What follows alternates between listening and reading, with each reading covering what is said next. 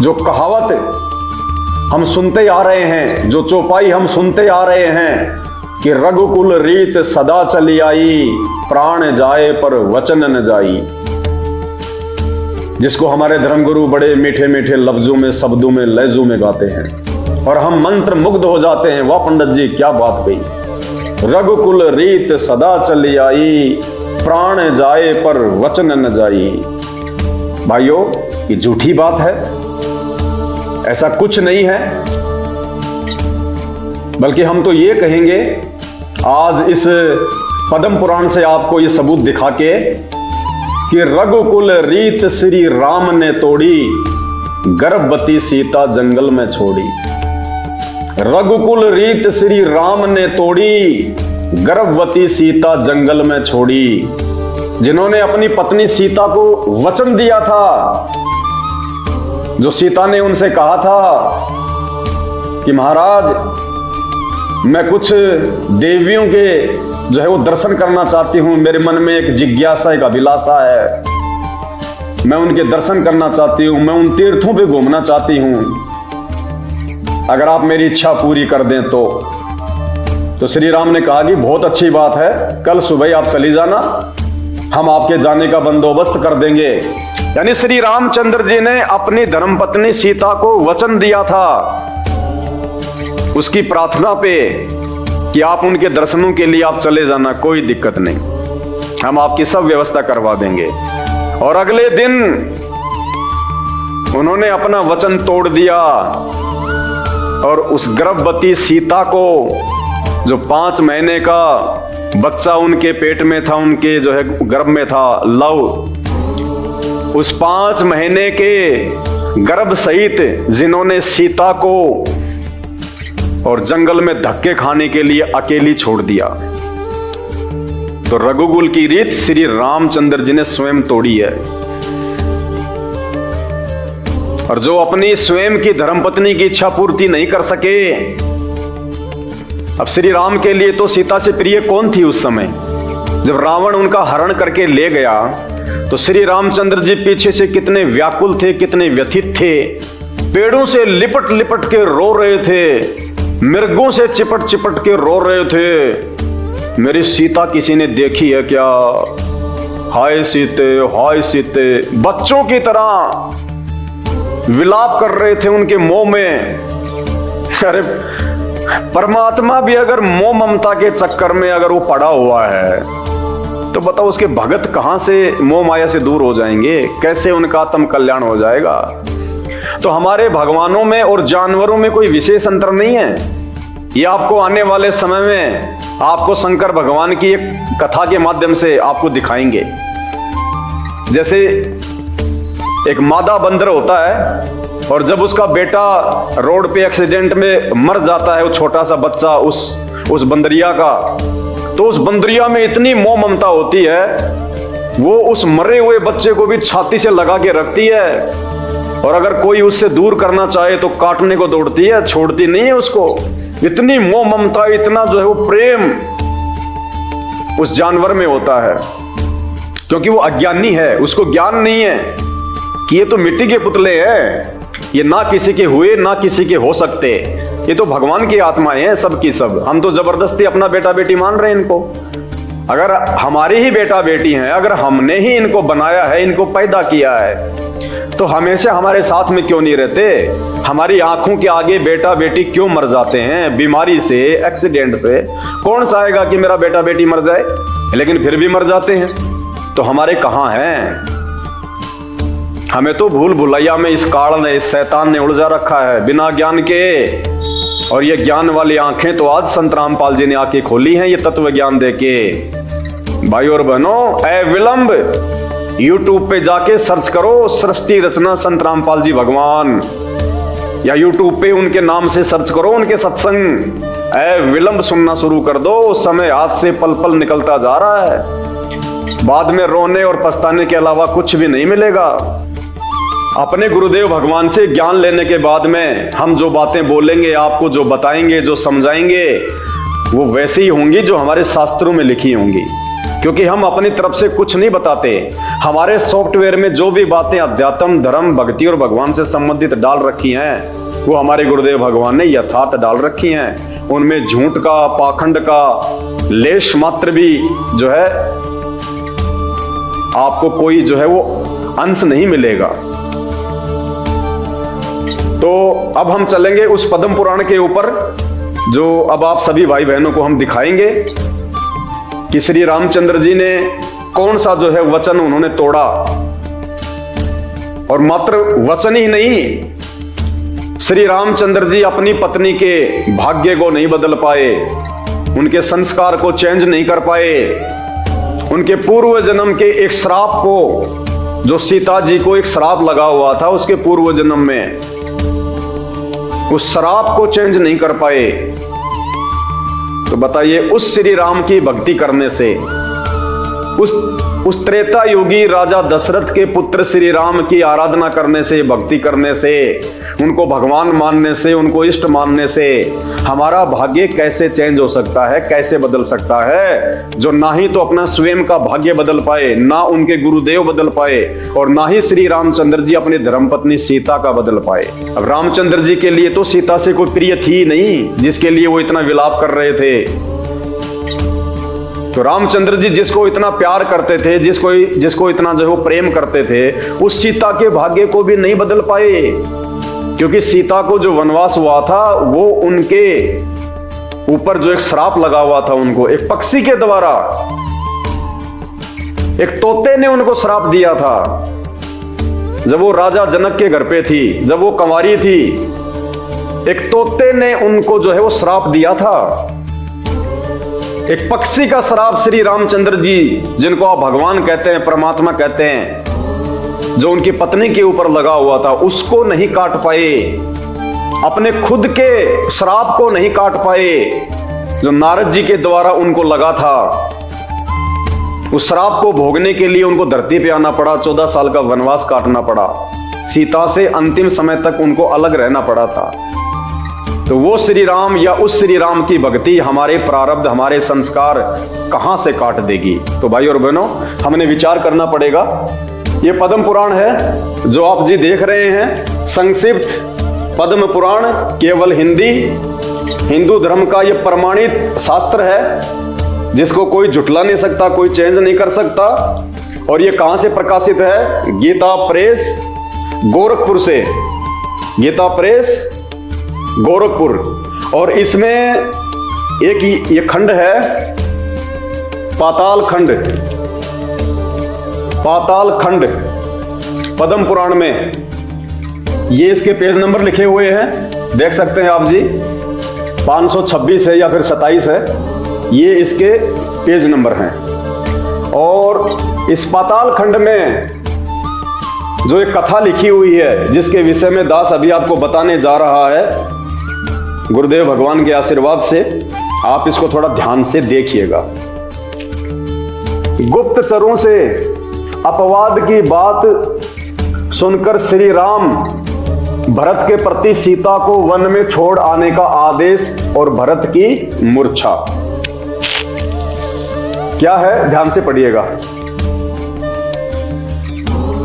भगवान पहले आप बता चुके हैं कि श्री रामचंद्र जी ने एक धोबी की निंदा करने पर सीता को अकेली वन में छोड़ दिया। फिर कहां उनके पुत्र हुए, कहां उन्हें धनुष धारण की क्षमता प्राप्त हुई, तथा कहां उन्होंने अस्त्र विद्या की शिक्षा पाई, जिससे वे श्री रामचंद्र के अश्व का अपहरण कर सकें। तो शेष जी ने उनको क्या जवाब दिया?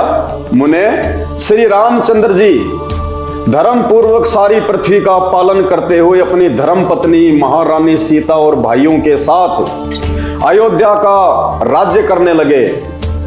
यानी लंका पे विजय प्राप्त करने के बाद में वापस श्री रामचंद्र जी अपने भाई और अपनी जो है वो पत्नी सहित अयोध्या का राज्य करने लग गए। धीरे धीरे 5 महीने बीत गए। एक दिन श्री राम ने सीता जी से पूछा, देवी, इस समय तुम्हारे मन में किस बात की अभिलाषा है? बताओ, मैं उससे पूर्ण करूंगा। यानी श्री रामचंद्र जी ने अपनी पत्नी सीता से एक दिन कहा कि सीता, तुम्हारे मन में यदि कोई जिज्ञासा हो, कोई अभिलाषा हो, कोई इच्छा हो तो आप मुझे बताइए, मैं उसको पूर्ण करूंगा। श्री रामचंद्र जी ने सीता से कहा। तो सीता जी ने क्या कहा? ये वही पातालखंड है। जिस स्त्री को आप जैसे स्वामी मिलें, जिनके चरणों की देवता भी स्तुति करते हैं, उनको सभी कुछ प्राप्त है, कुछ भी बाकी नहीं है। फिर भी यदि आप आग्रह पूर्वक मुझसे मेरे मन की अभिलाषा पूछ रहे हैं तो मैं आपके सामने सच्ची बात कहती हूं। सीता ने कहा कि भगवान, यदि वास्तव में आपकी इच्छा है तो मैं आपसे अपने मन की बात कहती हूं। और क्या कहा सीता जी ने श्री राम से?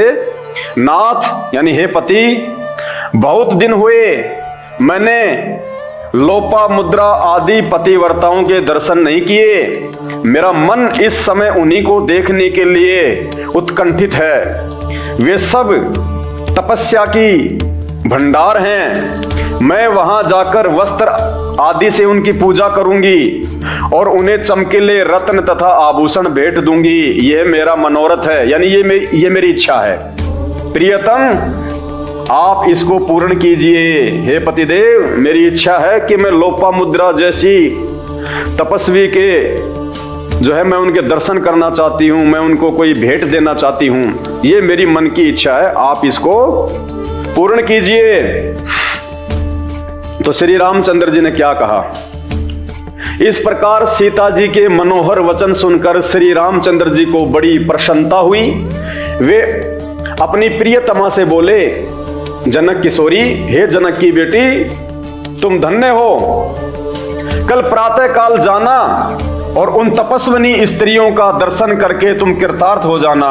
यानी श्री रामचंद्र जी ने अपनी पत्नी सीता को ये वचन दिया कि ठीक है, तुम कल सुबह जाना और उन सब के जो है दर्शन कर लेना। वचन दे दिया श्री रामचंद्र जी ने अपनी भार्या को, अपनी स्त्री को। ध्यान रखना इसको। श्री रामचंद्र जी के ये वचन सुनकर सीता जी को बड़ा हर्ष हुआ। वे सोचने लगी, कल प्रातः काल मुझे तपस्विनी देवियों के दर्शन होंगे। सीता मन ही मन में बड़ी हर्षित हो रही है, बड़ी प्रसन्न हो रही है कि मेरे पति देव ने मेरी अर्ज स्वीकार की है और कल मुझे उन देवियों के दर्शन करने का सौभाग्य प्राप्त होगा। मन मन में बड़ी फूला नहीं समा रही।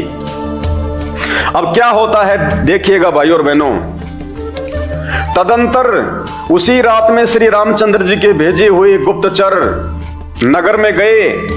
उन्हें भेजने का उद्देश्य यह था कि वे लोग घर घर जाकर महाराज की कीर्ति सुने और देखें, जिससे उनके प्रति लोगों के मन में क्या भाव है इसका पता लगा सकें। अब उसी रात श्री रामचंद्र जी ने अपने कुछ जो है दूतों को, अपने संदेशवाहकों को, अपने गुप्तचरों को अपने पास में बुलाया। क्यों बुलाया? श्री रामचंद्र जी ने कहा कि जरा नगर में चक्कर लगाओ, नगर में जरा ये चक्कर काटो कि मेरे विषय में जनता के मन में क्या सोच है। लोग मेरी महानता के बारे में, मेरे पराक्रम के बारे में, मेरी शौर्यता के विषय में लोग क्या बातें करते हैं, लोग क्या सोचते हैं अपने राजा के विषय में। जबकि हकीकत संत रामपाल जी ने आके बताई है, उस परमात्मा ने आके बताई है कि रामचंद्र जी ने अपने किसी जो है गुप्तचरों को नहीं भेजा था। रामचंद्र जी स्वयं वेश बदल के और अपनी जो प्रजा थी उसके सुख दुख की जानकारी लेने के लिए गए थे। स्वयं रात्रि में वेश बदल के घोड़े पे सवार होके श्री रामचंद्र जी स्वयं गए थे। ये बात स्वयं सारी सृष्टि के रचनहार, जिनकी आंखों के सामने सब कुछ, सारी जो घटनाएं आज से जो पहले हो चुकी, जो आगे होंगी, जिनकी आंखों के सामने जो पिक्चर की तरह से जो चलती हैं, उस परमात्मा, उस आदि राम सतगुरु रामपाल जी भगवान ने जो बताई है वो परम सत्य है। लेकिन चलो हम इसी के हिसाब से हम पढ़ते हैं कि वो गुप्तचर वहां पे गए ये जानकारियां लेने के लिए।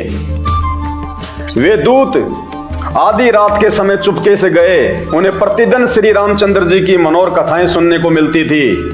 उस दिन वे एक धनाढ्य विशाल भवन में प्रविष्ट हुए और थोड़ी देर तक वहां रुककर श्री रामचंद्र जी के सुयश का श्रवण करने लगे। वहां सुंदर नेत्रों वाली कोई युवती बड़े हर्ष में भरकर अपने नन्हे से शिशु को दूध पिला रही थी। उसने उसने बालक को लक्ष्य करके बड़ी मनोहर बात कही, बेटा तू जी भरकर मेरा मीठा दूध पी ले, पीछे ये तेरे लिए दुर्लभ हो जाएगा। नील कमल दल के समान श्याम वर्ण वाले श्री रामचंद्र जी इस अयोध्या पुरी के स्वामी हैं। उनके नगर में निवास करने वाले लोगों का फिर इस संसार में जन्म नहीं होगा। जन्म न होने पर यहाँ दूध पीने का अवसर कैसे मिलेगा। यानी वो जो गुप्तचर थे वो जगह जगह गए, वो दीवारों से ही कान लगा के, दरवाजे के साथ में वो कान लगा के तो लोगों की बातें सुनने लगे कि श्री रामचंद्र जी के विषय में हमारी जो जनता है अयोध्या की, उनके क्या विचार हैं, क्या उनकी सोच है, ताकि महाराज जी को जाके हम बता सकें। तो बहुत सारी जगह वो गए, जैसे आप देख रहे हो ये फोटो, लोग उनकी कीर्ति कर रहे थे, उनकी बड़ाई कर रहे थे, जगह जगह वो जा रहे थे। इसके सिवा एक अन्य गुप्तचर अपने सामने धोबी का घर देखकर वही महाराज श्री राम का यश सुनने की इच्छा से गया। फिर क्या होता है, एक जो गुप्तचर था उनमें से, उसने क्या किया, सामने उसने देखा कि धोबी का घर है, तो ये सोच के कि जरूर इस धोबी के घर में भी भगवान श्री रामचंद्र जी का गुणगान हो रहा होगा, उनकी महिमा कर रहे होंगे, उनकी चर्चा हो रही होगी, जरा मैं सुनता हूं ध्यान से, ताकि महाराज जी को जाके मैं ये सारी बातें उनको बोल सकूं। इसके सिवा एक अन्य गुप्तचर अपने सामने धोबी का घर देखकर वहीं महाराज श्री राम का यश सुनने की इच्छा से गया, किंतु घर का स्वामी धोबी क्रोध में भरा हुआ था। उसकी पत्नी दूसरे के घर में दिन का अधिक समय व्यतीत करके आई थी। उसने आंखें लाल लाल करके अपनी पत्नी को धिक्कारा और उसे लात मारकर कहा, निकल जा मेरे घर से। धोबी ने अपनी पत्नी को कहा, निकल जा मेरे घर से, जिसके यहां सारा दिन बिताया है उसी के घर चली जा। तू दुष्टा है, पति की आज्ञा का उल्लंघन करने वाली है, इसलिए मैं तुझे नहीं रखूंगा। उस समय उसकी माता ने कहा, रे बेटा बहू घर में आ गई है, इस बेचारी का त्याग मत करो, यह निरपराध है, इसने कोई कुकर्म नहीं किया है। धोबी तो क्रोध में था ही, उसने माता को जवाब दिया। क्या जवाब दिया धोबी ने अपनी माँ को, जब उसकी माँ ने बेचारी ने उन दोनों के पति पत्नी के लड़ाई झगड़े के बीच में मध्यस्थता की कि भाई लड़ाई झगड़ा मत करो, ये बेचारी अगर आ गई है तो क्यों इसको मार रहा है, क्यों इसको बाहर निकाल रहा है, इसने कोई जो है वो कुकर्म नहीं किया है, बहुत अच्छी है ये बेचारी। लेकिन धोबी तो लाल पीला हो रहा था, उसने अपनी माँ की बात भी नहीं सुनी, और माँ की बात के जवाब में उसने क्या कहा, उसने माता को जवाब दिया, मैं राम जैसा नहीं हूं जो दूसरे के घर में रही हुई प्यारी पत्नी को फिर से जो है वो ग्रहण कर लूं। उसने कहा कि माँ मैं दशरथ पुत्र रामचंद्र जैसा नहीं हूं जो दूसरे के घर में रह के आई अपनी पत्नी को फिर से जो है अपना लूं। वो राजा है, जो कुछ भी करे सब न्याय युक्त ही माना जाएगा कि श्री राम तो राजा है, वो अगर उल्टा करेगा तो भी सही माना जाएगा, लेकिन मैं उसके जैसा नहीं हूं, मैं अपने उसूलों का पक्का हूं। मैं तो दूसरे के घर में निवास करने वाली भारिया को यानी औरत को कदापि नहीं ग्रहण कर सकता। धोबी की बात सुनकर गुप्तचर को बड़ा क्रोध हुआ, उसने तलवार हाथ में लेकर उसे मार डालने का विचार किया, परंतु सहसा उसे श्री रामचंद्र जी के आदेश का स्मरण हो आया। उन्होंने आज्ञा दी थी, मेरी किसी भी प्रजा को प्राणदंड न देना। बात को समझकर उसने अपना क्रोध शांत कर लिया। उस समय रजक की बातें सुनकर यानी उस धोबी की बातें सुनकर उसे बहुत दुख हुआ था।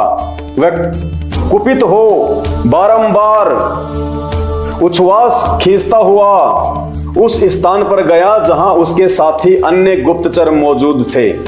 ये सारी बातें सुन के वो गुप्तचर फिर अपने साथियों के पास में गया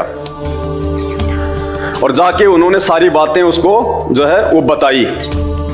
अब उसके बाद में वो रामचंद्र जी के पास में जो है वो आ जाते हैं, और रामचंद्र जी के पास आने के बाद में उस गुप्तचर ने क्या कहा, श्री राम ने कहा कि भैया बताओ जनता मेरे बारे में क्या विचार रखती है, जनता मेरे बारे में क्या सोचती है, लोग मेरा गुणगान कर रहे हैं क्या। यानी रामचंद्र जी को मतलब एक मान बढ़ाई की जो है भूख थी कि लोग मेरे बारे में क्या सोचते हैं, जरा मालूम करो। अरे आप अगर अच्छे काम कर रहे हो, आप तो अपने आप को भगवान मानते हो ना, तो भगवान को बढ़ाई की कहां जरूरत है? भगवान की तो वैसे ही बढ़ाई होती है। भगवान का यश तो वैसे ही जो है वो चारों दिशाओं में होता है। और जिस भगवान ने सारी सृष्टि की रचना की होती है, जो सबका पालन पोषण करता है, वो क्या मान बढ़ाई चाहेगा? एक परिवार का एक मुखिया है जो पूरे परिवार में सबसे बड़ा है, जो पूरे परिवार का पालन पोषण करता है, सबको उनकी आवश्यकताओं के अनुसार वस्त्र और जो है वो कपड़ा लाके देता है। क्या वो मुखिया कभी चाहेगा कि लोग मेरी बढ़ाई करें? अरे वो तो मुखिया से नीचे है सारे, वो तो मुखिया के ऊपर जो है वो डिपेंड हैं। मुखिया उनकी बढ़ाई सुन के कहां से जो है वो प्रसन्न होगा? तो श्री रामचंद्र जी को यदि हम भगवान मानते हैं, परमात्मा मानते हैं, तो सारी सृष्टि तो उनके नीचे है। तो नीचे वाले उनकी क्या बढ़ाई करें? उस बढ़ाई से क्या फिर वो प्रसन्न होगा? लेकिन मान बढ़ाई के लिए, बड़प्पन के लिए, कि मेरा यश हो चारों तरफ, मेरा नाम हो, मेरी कीर्ति हो। तो रामचंद्र जी ने कहा, अरे भैया क्या समाचार लाए जरा बताना। गुप्तचर ने कहा, स्वामी राक्षसों के वध आदि से संबंध रखने वाली आपकी सभी कथाओं का सर्वत्र गुणगान हो रहा है। आपने जो राक्षसों को मारा श्रीलंका में जाके, आपकी उन बातों को लेकर हर जगह लोग आपकी जो है बड़ाई कर रहे हैं। लेकिन एक बात को छोड़ के, कौन सी बात? लेकिन एक बात को छोड़कर आपकी धर्म पत्नी जो राक्षस के घर में कुछ काल तक निवास किया था, उसके संबंध में लोगों का अच्छा भाव नहीं है। यानी आपकी पत्नी सीता जो रावण की जो कैद में रही थी, जो अशोका वाटिका में रही थी कुछ समय तक, उस बात को लेके लोगों के मन के विचार अच्छे नहीं हैं। गत आधी रात की बात है, एक धोबी अपनी पत्नी को जो दिन में कुछ देर दूसरे के घर में रहकर आई थी, धिक्कारा और मारा। ये देखकर उसकी माता बोली, बेटा ये बेचारी निरपराध है, इसे क्यों मारते हो? तुम्हारी स्त्री है, रख लो, निंदा ना करो, मेरी बात मानो। तब धोबी कहने लगा, मैं राजा राम नहीं हूं जो इसको रख लूं। उन्होंने राक्षस के घर में रही हुई सीता को फिर से अपना लिया। मैं ऐसा नहीं कर सकता। राजा समर्थ होता है, उसका किया हुआ सारा काम न्याय युक्त ही माना जाता है। यानी राजा अगर कोई गलती करे तो भी उसको सही माना जाता है। दूसरे लोग जो पुण्यात्मा हो, जो बहुत अच्छे हो, तो भी उनका कार्य अन्याय युक्त ही समझ लिया जाता है। उसने बार बार इस बात को दोहराया कि मैं राजा राम नहीं हूं, मैं इसको नहीं रख सकता अपने घर में। उस समय मुझे बड़ा क्रोध हुआ, किंतु सहसा आपका आदेश याद हो आया, इसलिए मैं उसे दंड न दे सका। अब यदि आप आज्ञा दें तो मैं उसे मार गिराऊं। ये बात न कहने योग्य और न्याय के विपरीत थी, तो भी मैंने आपके आग्रह से कह डाली। अब इस विषय में महाराज का क्या निर्णय है, जो उचित होगा उस पर विचार करें। अब उसके बाद में रामचंद्र जी ने जब ये बात सुनी, और रामचंद्र जी ने देखा कि भाई तेरी तो बड़ी बेइज्जती हो गई, लिखा हुआ है अभी आपको पढ़ाएंगे।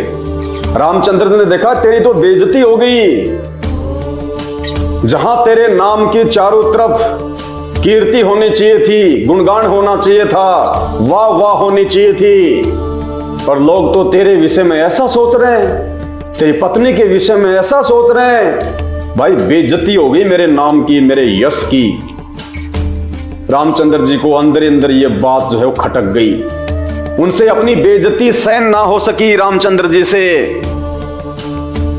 देखिए पुण्यात्माओं, हमने इन कथाओं का निष्कर्ष निकालना है। हम कोई टाइम पास के लिए ये पद्म पुराण नहीं पढ़ रहे।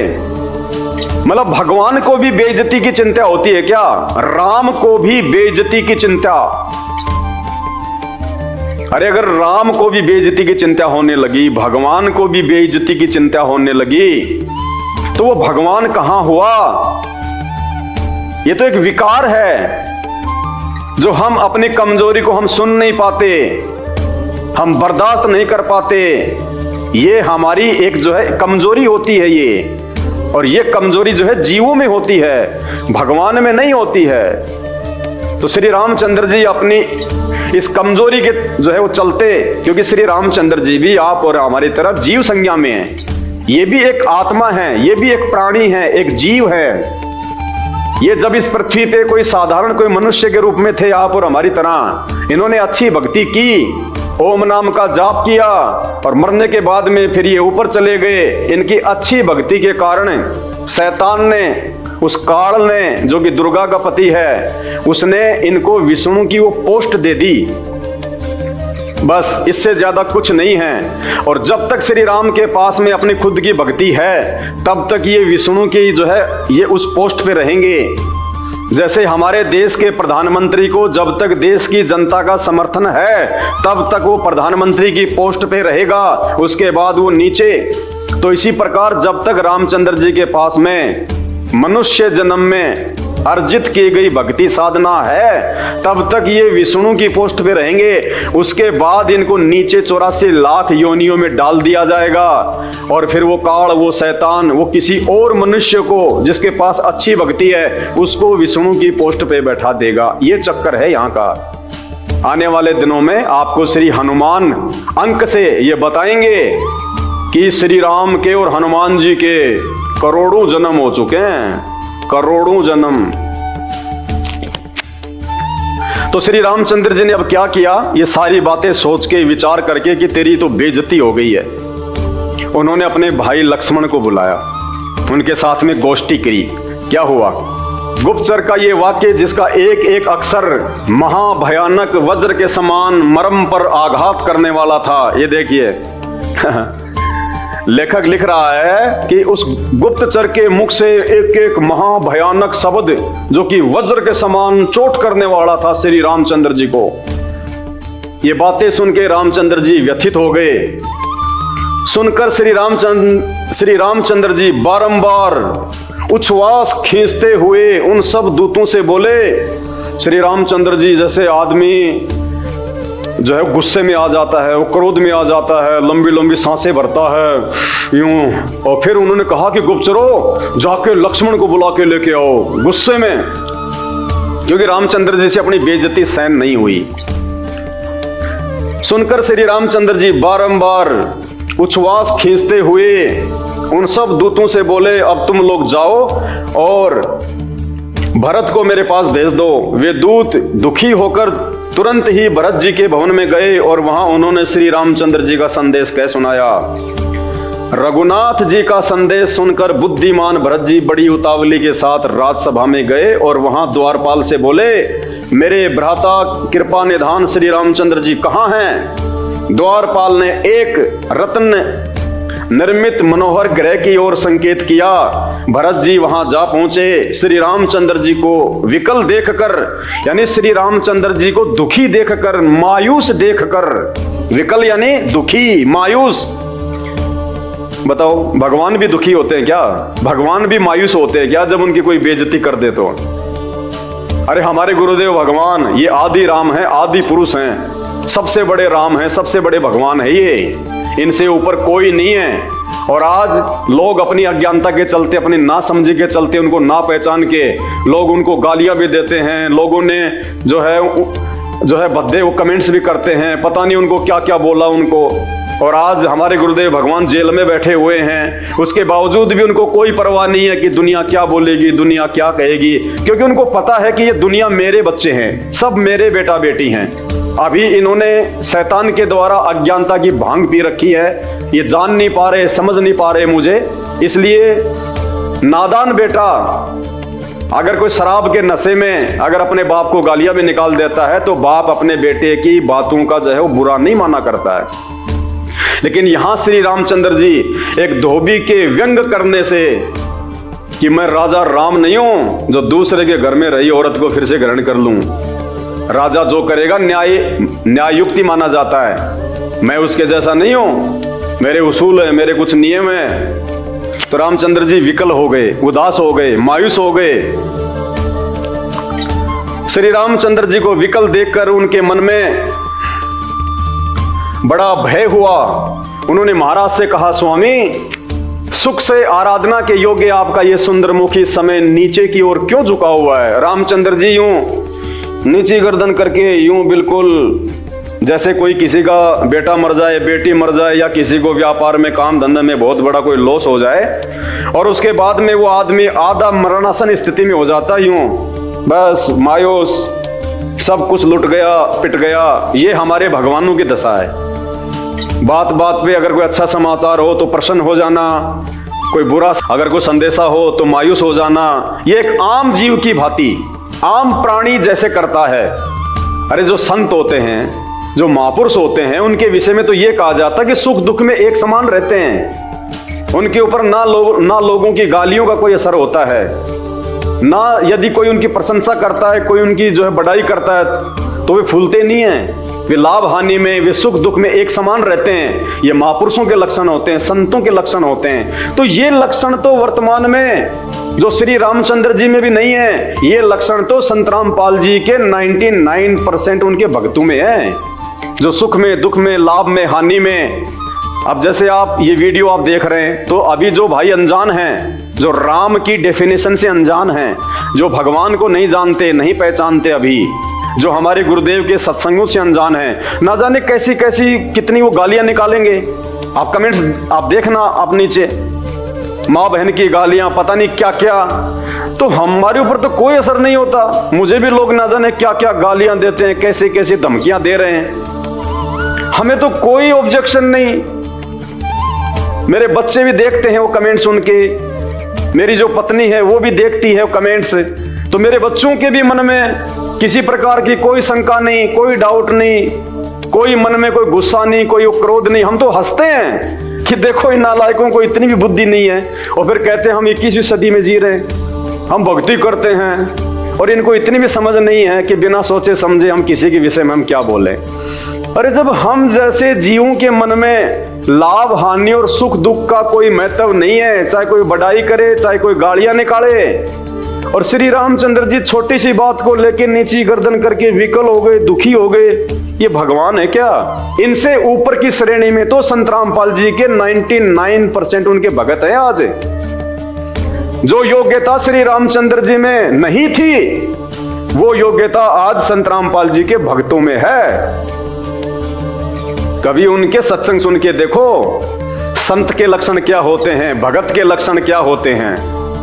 क्योंकि ये जीव थे, ये ब्रह्मा विष्णु महेश भी जीव हैं, आप और हमारी तरह। ये भी जन्मते हैं और मरते हैं, अपने कर्म आधार से ये पशु योनि में भी जाते हैं, ये पक्षियों की योनियों में भी जाते हैं। इंद्र का तो जन्म ही गधे की योनि से होता है। जब उसको इंद्र के पद से हटाया जाता है, उसके बाद उसका तो जन्म ही जो है वो गधे की योनि से होता है। जब वो इस पृथ्वी लोक पे जब आता है इंद्र की वो पदवी छोड़ के, तो उसकी तो शुरुआत ही जो है वो गधे की योनि से होती है। तो ऐसे ही हमारे ये जो भगवान हैं, जिनको हम लीलाधर कहते हैं, जिनको हम अवतार कहते हैं, ब्रह्मा विष्णु महेश कहते हैं, ये भी एक समय के उपरांत जब इनकी भक्ति समाप्त हो जाती है, जब इनके पुण्य समाप्त हो जाते हैं, तो इनके पिता काल के द्वारा इनको ब्रह्मा विष्णु महेश की उस पोस्ट से नीचे उतार के इनको 84 लाख योनियों में डाल दिया जाता है। ये भी फिर आम प्राणियों की तरह यहाँ पे अपना जीवन भोगते हैं। फिर ये तो रामचंद्र जी मायूस हो गए। भरत ने आके देखा कि मेरे भाई ऐसा मायूस क्यों हो रहा है, क्या बात हो गई। उन्होंने महाराज से कहा, स्वामी सुख से आराधना के योग्य आपका ये सुंदर मुख इस समय नीचे की ओर क्यों झुका हुआ है? ये आंसुओं से भीगा कैसे दिखाई दे रहा है, बताओ। रोने लग गए हमारे भगवान, छोटी सी बात को लेके, जैसे बच्चे रोने लग जाते हैं छोटी छोटी बातों को लेके। अगर घर का कोई सदस्य अगर 4 टॉफी लेके आया, घर में 2 बच्चे हैं, वो एक को दे दे 3 टॉफी, दूसरे को दे दे 1 टॉफी, तो जिसको 1 टॉफी मिलती है वो बच्चा रोने लग जाता है कि मेरे को 1 ही क्यों दी, मेरे को 1 ही क्यों दी, नहीं लूंगा, ये भी ले लो। तो हमारे श्री रामचंद्र जी की तो ये स्थिति है उन बालकों जैसी। उस धोबी की छोटी सी बात को लेके श्री रामचंद्र जी रो रहे हैं बच्चों की तरह कि मेरी तो बेइज्जती हो गई, मेरा तो जीने का कोई मतलब ही नहीं है। पुण्यात्माओं, ये मनोरंजन के लिए वीडियो नहीं बनाया जा रहा, ये आपकी आंखें खोली जा रही हैं इन भगवानों का चरित्र दिखा के, इनकी जीवन लीला दिखा के। क्या ऐसा आप जी जो है वो कर सकते हैं? जबकि ये तो राजा थे उस समय, इनकी तो काफी उम्र हो चुकी थी, इनकी शादी हो चुकी थी। उसके बावजूद एक धोबी की छोटी सी बात सुन के, धोबी ने कोई मारा नहीं, कोई पीटा नहीं, धोबी ने इनका कोई राज्य नहीं छीना, सिर्फ यही कहा था कि मैं राजा राम नहीं हूं जो दूसरे के घर में रह चुकी अपनी पत्नी को मैं अपना लूंगा। बस इतनी सी बात सुन के रामचंद्र जी के आंसुओं की धार बह गई, रोने लग गए, मायूस हो गए, दुखी हो गए, उनका चेहरा उतर गया। मतलब आम व्यक्तियों से भी नीचे जो है वो गिरी हुई, हम इसको कह सकते हैं सोच, मान बढ़ाई की इतनी चाहत थी उनको कि मेरे विषय में कोई उंगली भी ना कर दे। और जब किसी ने उंगली की धोबी ने, तो रामचंद्र जी का भगवान का क्या हाल हो रहा है देखिए। ये तो बच्चे किया करते हैं ऐसा, तो बच्चे छोटे छोटे, तो उन छोटे बच्चों के दिमाग में श्री रामचंद्र जी की बुद्धि में कितना क्या अंतर होगा आपकी आंखों के सामने है, कोई झूठ नहीं बोला जा रहा। इसीलिए संत रामपाल जी भगवान ने आके अनमोल ज्ञान दिया है कि तुम कौन राम का जब तेजापम, उनसे कटे ना तीनों तापम। और तीन देव की भक्ति में यो भूल पड़े संसार, कहे कबीर उस निज नाम बिना तुम कैसे उतरो पार। और तीन देव की जो करते भक्ति, उनकी कभी ना होवे मुक्ति। तीन देव कौन? ब्रह्मा विष्णु महेश और उनके अवतार। कहते हैं तीन देव की जो करते भक्ति, उनकी कभी ना होवे मुक्ति। तो आज हमें इन शास्त्रों को देख के, इनकी ये कथाएं पढ़ के आज हमारी आंखें खुल रही हैं कि ये तो बच्चों जैसी बुद्धि वाले थे जिनको हम भगवान मान के पूज रहे थे, श्री राम को, श्री कृष्ण को, ब्रह्मा विष्णु महेश को। आने वाले दिनों में आपको ब्रह्मा विष्णु महेश का भी जो जीवन है वो दिखाएंगे कि ऊपर के लोकों में कितनी बकवाद हैं। वो भी डर के भाग जाते हैं राक्षसों से, हजारों साल तक जंगलों में घूमते रहते हैं राक्षसों के डर के मारे। राक्षसों को जीत नहीं पाते वो युद्ध में, छोड़ के अपने त्रिशूल, अपने हथियार, सुदर्शन चक्र भाग जाते हैं वो भी। बताइए, और हमें बैकुंठ में भेजने की जो है वो तैयारी कर रहे थे नकली धर्मगुरु कि विष्णु जी के लोक में जाओगे, शंकर जी के लोक में जाओगे। शंकर जी तो खुद भाग भाग के बेचारे जो है वो देवता तो बेचारे जंगलों में जो है जा जाके राक्षसों के डर के मार से अपना जीवन यापन करते हैं। 24 घंटे वहां पे लड़ाई झगड़ा होता रहता है। इनकी पत्नियों में आपस में लड़ाई झगड़ा अभी आपको दिखाएंगे आने वाले दिनों में। इनकी पत्नियों में आपस में लड़ाई झगड़ा, मान बढ़ाई, राग द्वेष, एक दूसरे को जो है पीटना, उनको श्राप देना।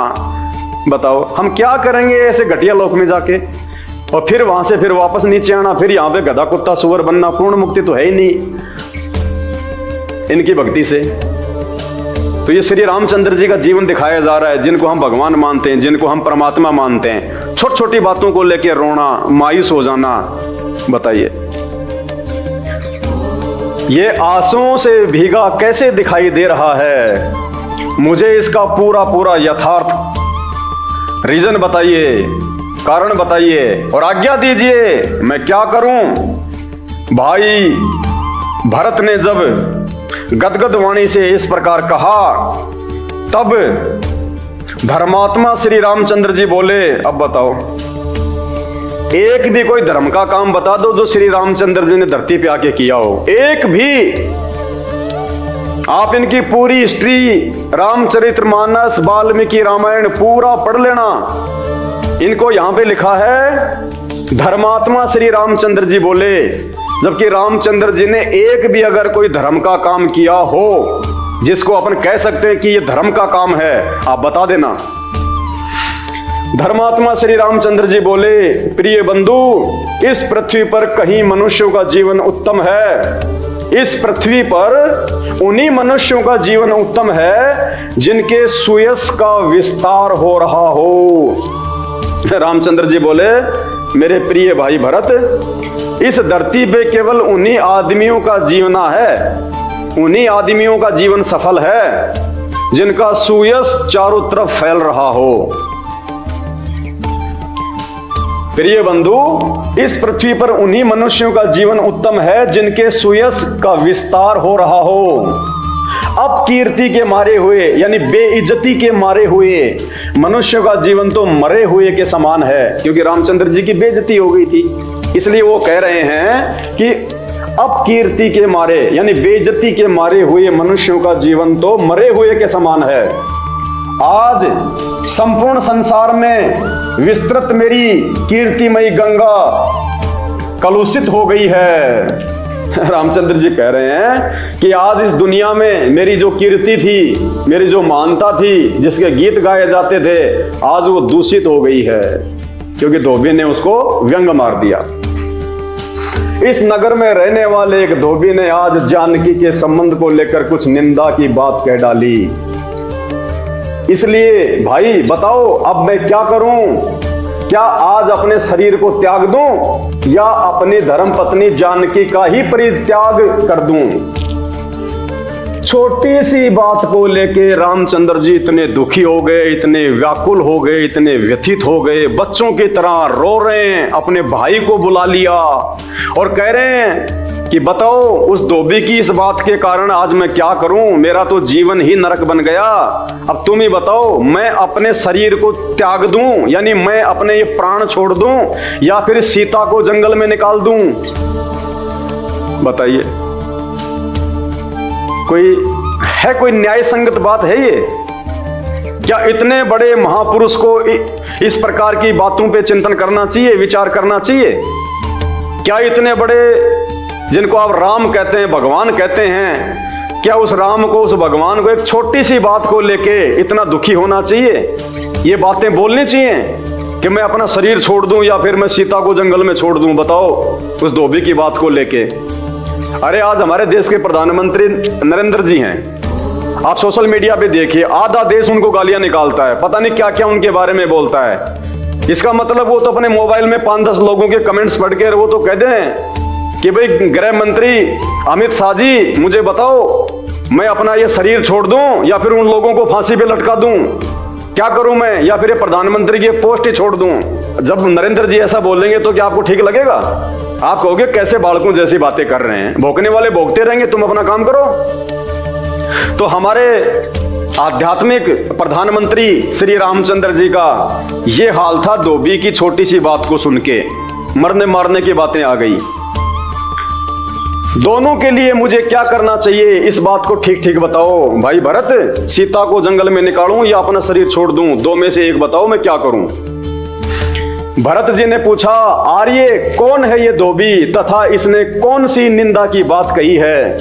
तब श्री रामचंद्र जी ने धोबी के मुख से निकली हुई सारी बातें जो दूत के द्वारा सुनी थी, महात्मा भरत से कह सुनाई। उन्हें सुनकर भरत ने दुख और शोक में पड़े हुए भाई श्री राम से कहा, वीरों द्वारा सुपूजित जानकी देवी लंका में अग्नि परीक्षा द्वारा शुद्ध प्रमाणित हो चुकी है। ब्रह्मा जी ने भी इन्हें शुद्ध बतलाया है तथा पूज्य पिता स्वर्गीय महाराज दशरथ जी ने भी इस बात का समर्थन किया है। ये सब होते हुए भी केवल एक धोबी के कहने से विश्व नंदित सीता का परित्याग कैसे किया जा सकता है? भरत ने कहा कि भैया, अग्नि परीक्षा आपने ली सबके सामने माता सीता जी की, और जो ब्रह्मा जी हैं उन्होंने भी सीता जी को गंगा की तरह पाक और पवित्र बताया है। उसके बावजूद सीता को हम कैसे निकाल सकते हैं? आप ये कैसी बातें कर रहे हो? ये सब होते हुए भी केवल एक धोबी के कहने से विश्व नंदित सीता का परित्याग कैसे किया जा सकता है? ब्रह्मादि देवताओं ने भी आपकी कीर्ति का जो है वो गुणगान किया है। वह इस समय सारे जगत को पवित्र कर रही है। ऐसी पावन कीर्ति आज केवल एक धोबी के कहने से कलुषित या कलंकित कैसे हो जाएगी? भला आप अपने इस कल्याणमय विग्रह का परित्याग क्यों करना चाहते हैं? यानी आप अपने शरीर का जो परित्याग है, एक छोटी सी बात को लेके आप जी वो क्यों करना चाहते हैं? अब अंत में श्री रामचंद्र जी ने फिर जो फैसला किया वो क्या था? रामचंद्र जी ने फाइनल जो फैसला किया उन्होंने वो क्या फैसला लिया? मैं जानता हूं मेरी सीता अग्नि द्वारा शुद्ध पवित्र और लोक पूजित है, तथापि मैं लोक अपवाद के कारण, ये देखिए लोक अपवाद,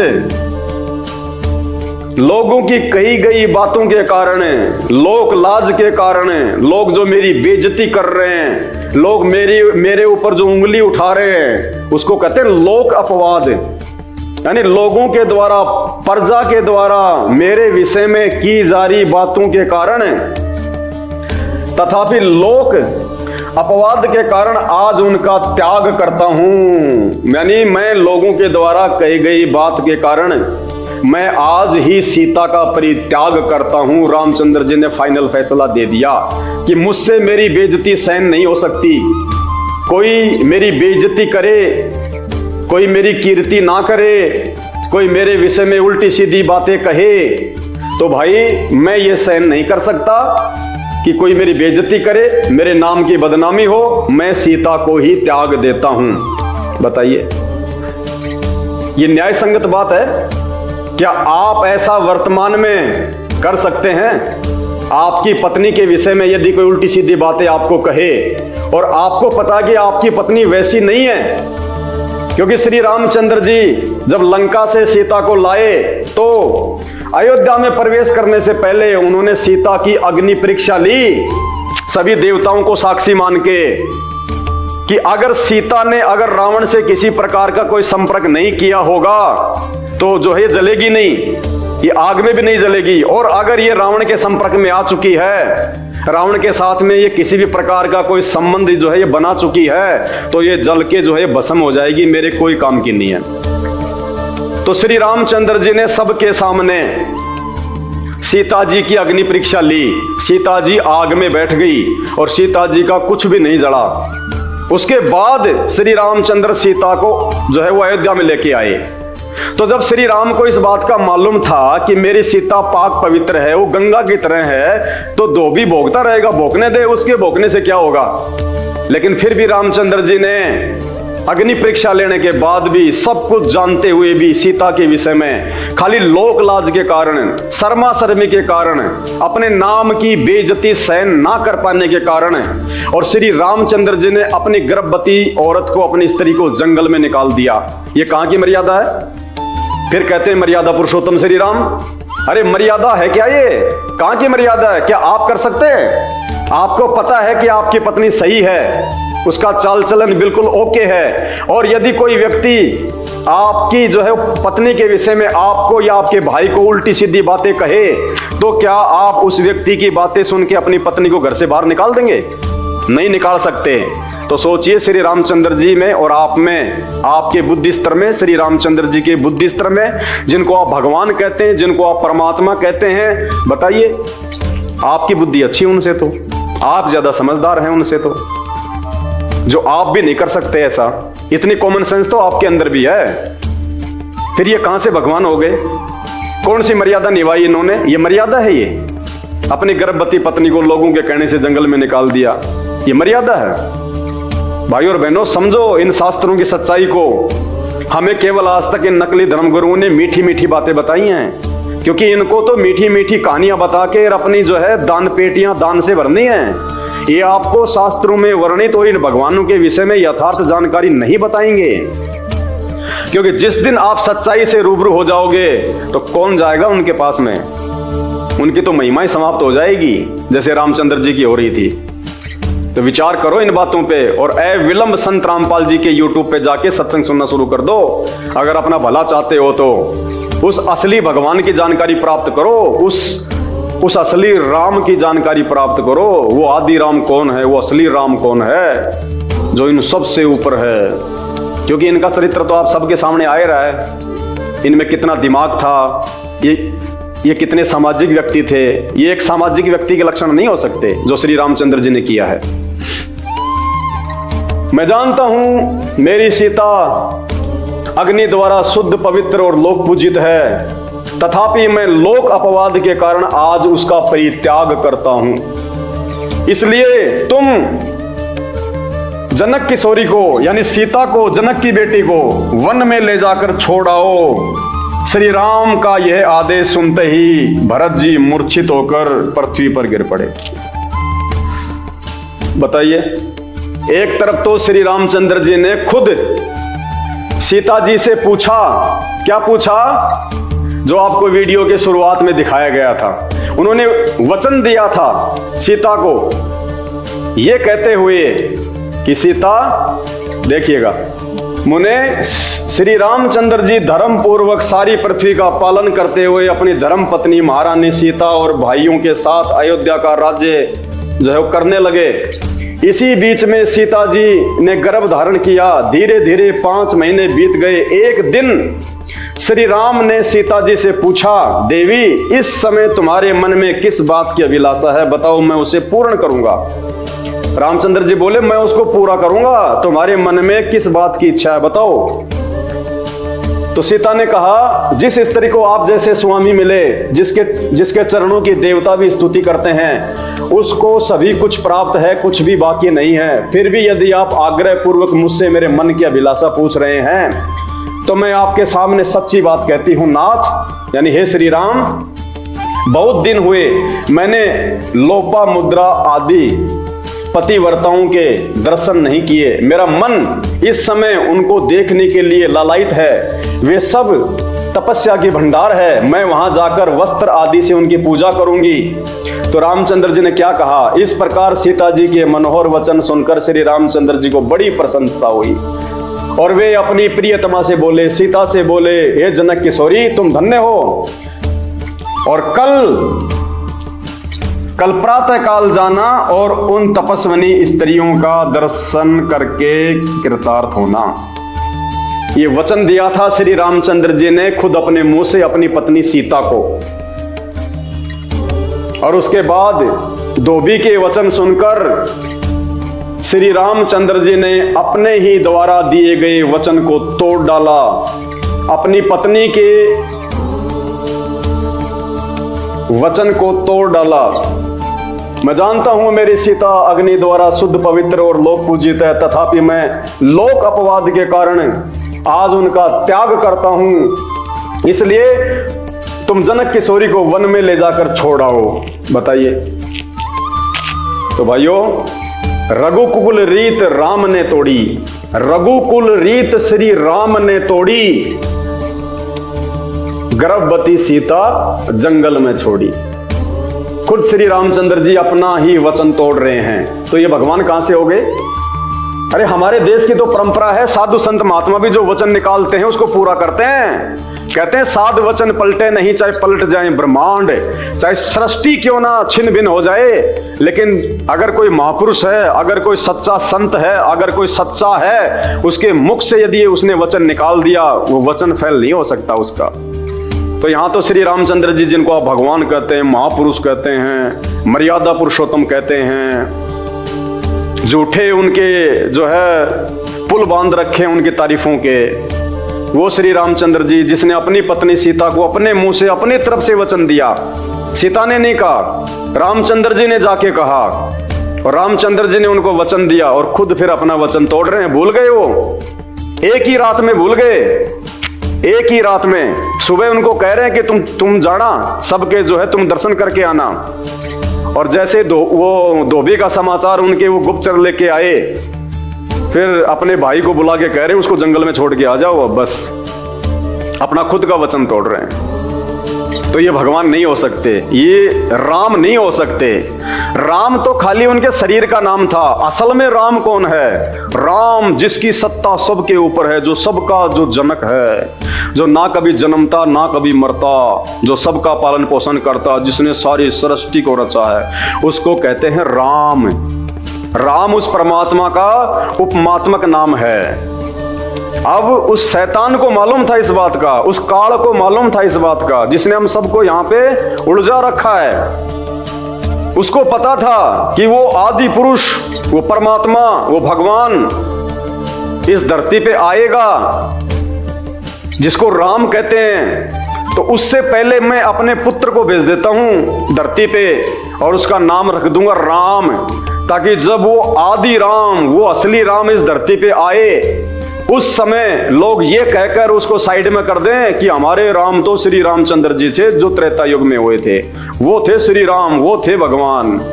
तो ये सुनियोजित एक षड्यंत्र है इस काल का, इस शैतान का, अपने बच्चों के नाम रखना भी। तो उस काल ने अपने बच्चे राम का नाम रख दिया राम, त्रेता युग में विष्णु अवतार का नाम रख दिया राम, जबकि परमात्मा ने आज आके बताया कि राम राम सब जगत बखाने, आदि राम कोई बिरला जाने। त्रेता युग में जन्मे दशरथ पुत्र को तो सभी कह रहे राम राम राम, लेकिन उससे पहले सतयुग में जो था वो राम कौन था?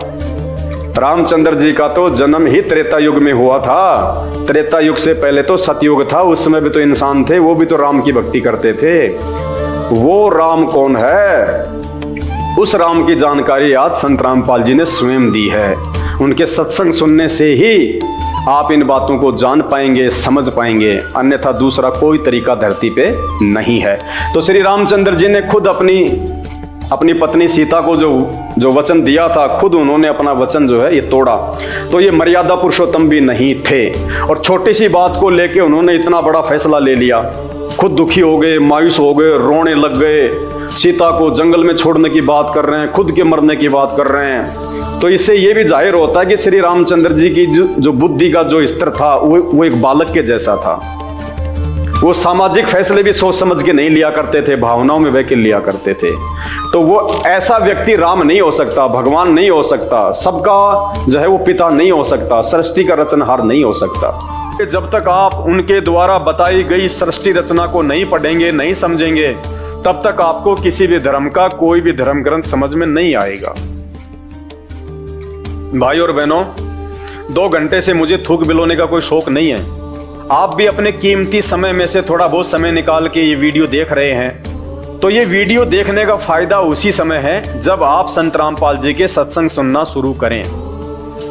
क्योंकि आज इस पूरी धरती पर केवल एक ही परम संत है, बाकी कोई संत इस धरती पे नहीं है। और जितने भी संत हैं ये धर्मगुरु हैं, इनको अपने स्वयं के धर्म के विषय में पूरी जानकारी नहीं है, इनको स्वयं के धर्म ग्रंथों के विषय में पूरी जानकारी नहीं है। हिंदू धर्म गुरुओं को गीता जी और वेदों के विषय में पूरी और सच्ची जानकारी नहीं है। मुल्ला और मौलवियों को मुसलमान धर्म के विषय में, कुरान शरीफ के विषय में, तौरेत, जबूर और इंजिल के विषय में पूरी जानकारी नहीं है। जितने भी पादरी और पास्टर हैं, इनको बाइबल के विषय में पूरी जानकारी नहीं है। सिखों को गुरु ग्रंथ साहिब के विषय में जानकारी नहीं है, ना ही बौद्ध और जैन समाज को अपने अपने धर्म ग्रंथों की जानकारी है। ये सारी जानकारी संत रामपाल जी ने सभी धर्म के मानने वालों को दी है। आपने उनके सत्संग सुनने पड़ेंगे, और सत्संग सुन के आप विचार कीजिए कि आपको मानव जन्म क्यों मिला है। परमेश्वर कहते हैं, मानव जन्म पाए के जो नहीं रटे हरि नाम, और जैसे कुआं जल बिना फिर बनवाया क्या काम। ये 84 लाख योनियों से भिन्न एक मानव शरीर हमारी को केवल और केवल भक्ति के लिए मिलता है। अन्य योनियों में जाके महादुख भोगने से बचने के लिए मिलता है। और ये केवल उसी समय संभव है जब हम एक परमेश्वर की भक्ति करें। और एक परमेश्वर की जानकारी वर्तमान में पूरी पृथ्वी पे यदि किसी धर्मगुरु के पास में है तो केवल परम पूज्य सतगुरु रामपाल जी भगवान के पास में है। और जब तक आप उनके सत्संग नहीं सुनेंगे, आप उनके विचारों से परिचित नहीं होंगे, तब तक ऐसे ही आप अपना ये अनमोल मानव जन्म बर्बाद करते रहेंगे। और आज मानव जन्म में आप कितने सुखी हैं बिना भक्ति और भगवान के। और कल को जब ये शरीर छूटेगा, हम 84 लाख योनियों में जाएंगे, उस समय हमारे साथ में क्या बीतेगी। आज आप एक गधे का जीवन देख लीजिएगा, आज आप एक बैल का जीवन देख लीजिएगा, कितना महादुख भोगता है। सारा दिन खेत में चलता है, गाड़ी में उसको किसान जोतता है। एक गधा सारे दिन ईंट के भट्ठे के ऊपर कितनी मेहनत करता है, सारा दिन ईंटें ढोते रहता है। अन्य पक्षी देख लीजिए, पशु देख लीजिए, एक कुत्ता देख लीजिए, सर में कीड़े पड़ जाएं, पूरे शरीर पे उसके खुजली हो जाए, एक्सीडेंट में उसका पैर कट जाए, कितने दुख भोगते हैं। आप और हमारे ऊपर तो छोटी मोटी कोई भी आपत्ति आती है, हम तो तुरंत अपने किसी रिश्तेदार को बता दें, कहीं से सहायता प्राप्त कर लें, मेडिकल प्राप्त कर लें, हॉस्पिटल में चले जाएं। भूख लग रही है तो खाना खा लें, कहीं भी 56 प्रकार के भोजन बना के खा लें। और कल को जब भक्ति सही नहीं करेंगे, और ये तो विधान है परमात्मा का, ये मोटे मोटे ग्रंथ भगवान ने कोई ऐसे थोड़े ना लिखवाए, मजाक में थोड़े लिखवाए चारों वेद और ये गीता जी, ये पुराण, इनमें भक्ति और भगवान के विषय में जानकारी है। इस मानव शरीर से हमें क्या करना चाहिए उसकी जानकारी है। और यदि हमने वो कार्य नहीं किया, संत रामपाल जी की शरण में आके एकमात्र पूरे विश्व में उस तत्वदर्शी संत की शरण प्राप्त करके यदि हमने एक परमात्मा की भक्ति नहीं की, तो अगला जन्म 84 लाख योनियों का। फिर हमें ना कोई सत्संग के विषय में बताएगा, ना कोई समझाएगा, ना हम समझने के लायक रहेंगे। कहते माता पिता मिल जाएंगे लख 84 माही, सतगुरु की सेवा और भक्ति ये फेर मिलन की नाही। आज अनजाने में लोग कहते हैं माता पिता ही हमारे गुरु हैं, माता पिता ही हमारे गुरु हैं। बहुत अच्छी बात है, वो भी गुरु हैं, उन्होंने भी आपको जीवन जीना सिखाया है, बचपन में आपको शिक्षाएं दी हैं। लेकिन बिना आध्यात्मिक गुरु के वो माता पिता भी मरने के बाद 84 लाख योनियों में जाएंगे, और आप भी 84 लाख योनियों में जाएंगे।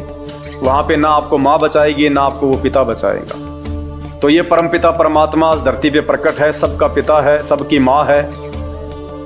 ये हमें सत्य आध्यात्मिक ज्ञान देके 84 लाख योनियों से भी बचाएंगे। और इस शरीर में रहते सहते यदि हमारे ऊपर कोई संकट आना होगा, कोई परेशानी या कोई दुख आना होगा, हमारे कोई प्रारब्ध का, हमारे कोई पूर्व जन्मों के कुकर्मों का, उसको भी संत रामपाल जी अपनी भक्ति से काटने में समर्थ हैं। आपके ऊपर वो कष्ट नहीं आने देंगे यदि आप उनके मर्यादा में रह के भक्ति करेंगे। तो मेरी केवल आपसे विनती है, आपसे प्रार्थना है, मैं आपको केवल समझा ही सकता हूं, बता ही सकता हूं, जानकारी ही दे सकता हूं। बाकी प्यास आपको होनी चाहिए, भूख आपको होनी चाहिए, तभी आप उस चीज को प्राप्त जो है वो कर पाएंगे। तो आज के वीडियो में केवल इतना ही। आगे फिर परमपिता परमेश्वर के आशीर्वाद से आप सभी भाई बहनों के मार्गदर्शन के लिए वीडियो आते रहेंगे।